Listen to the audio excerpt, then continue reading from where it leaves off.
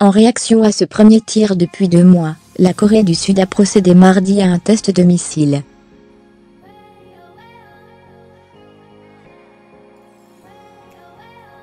On va s'en occuper, a réagi Donald Trump. Une réunion d'urgence du Conseil de sécurité de l'ONU se tiendra mercredi.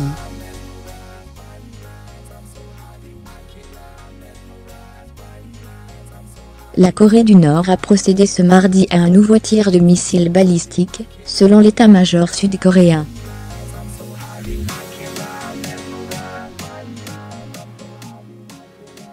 Le tir a eu lieu du site de Sani, dans le sud de la province de Pyongan, aux alentours de 19h17, heure française, et l'engin s'est écrasé en mer du Japon après avoir parcouru près de 1000 km, précise l'armée sud-coréenne, indiquant avoir elle-même effectué un test de missile en réponse à cette provocation.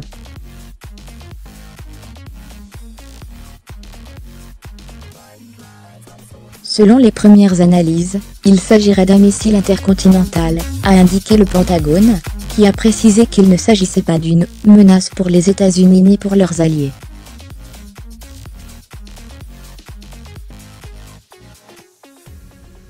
Fermez les guillemets. Selon le ministère de la Défense japonais, le missile nord-coréen s'est abattu dans la zone économique exclusive de l'archipel.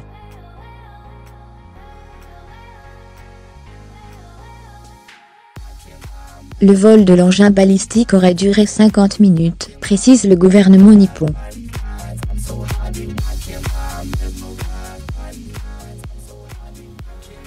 Le Premier ministre, Shinzo Abe, a dénoncé un acte violent, qui ne peut pas être toléré.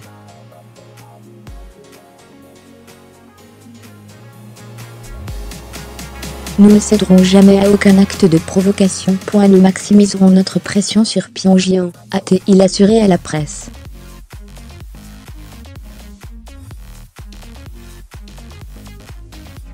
De son côté, le président américain Donald Trump a été informé du tir, alors que l'engin balistique était encore en vol.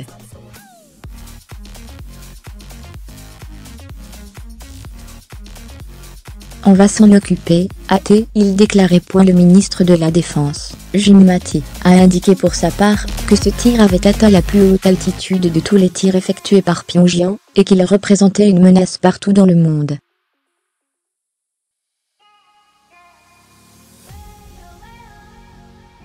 Dans la foulée, le Japon, les États-Unis et la Corée du Sud ont demandé une réunion d'urgence du Conseil de sécurité de l'ONU, qui se tiendra mercredi à 21h.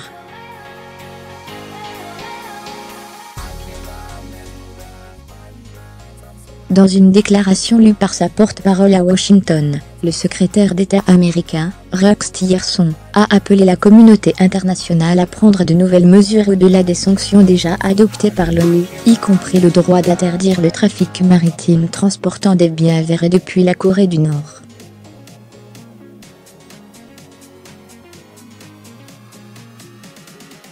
Quelques heures plus tôt, Séoul a fait état mardi de signes d'activité sur une base de missiles nord-coréenne.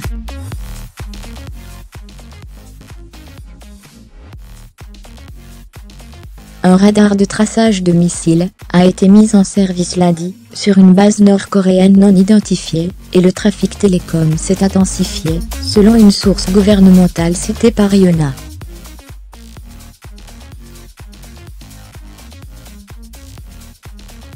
Il est vrai que des mouvements actifs ont été décelés sur une base de missiles nord-coréenne, a dit cette source.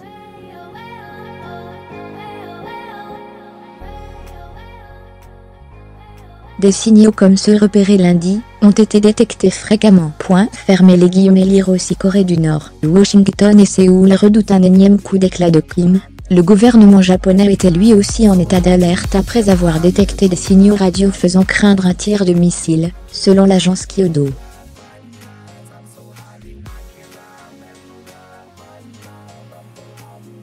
Le 3 septembre, la Corée du Nord a mené son 6e essai nucléaire, le plus puissant à ce jour, qui concernait selon les autorités nord-coréennes, une bombe H suffisamment petite pour équiper un missile.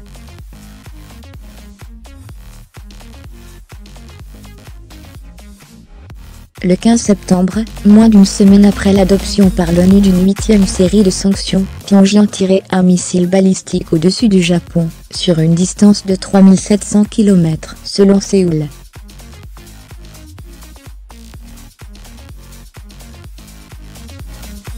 L'absence de tests de missiles depuis le 15 septembre avait soulevé l'espoir que le durcissement des sanctions de l'ONU portait ses fruits.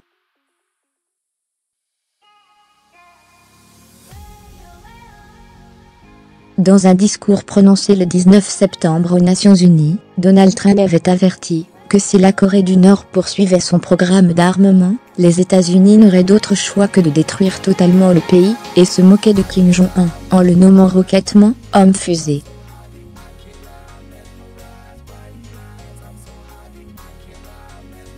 Le président nord-coréen avait répondu en qualifiant le président américain de pleurnichard mentalement dérangé.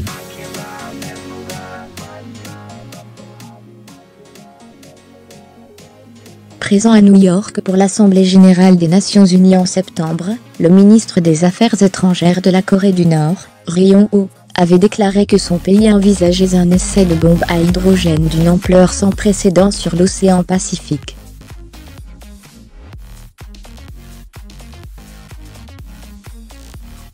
Fermez les guillemets. La Corée du Nord a persisté dans le développement de ses armes nucléaires et de ses missiles malgré 9 séries de sanctions imposées par le Conseil de sécurité depuis son premier essai nucléaire en 2006.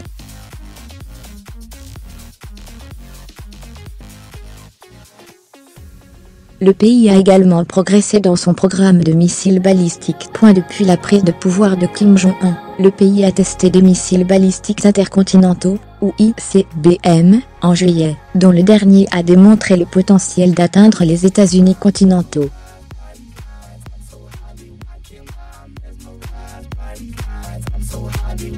Washington applique ce qu'il appelle la pression et les sanctions maximales, pour empêcher la Corée du Nord d'atteindre le stade où elle serait en mesure de livrer une ogive nucléaire sur ses ICBM.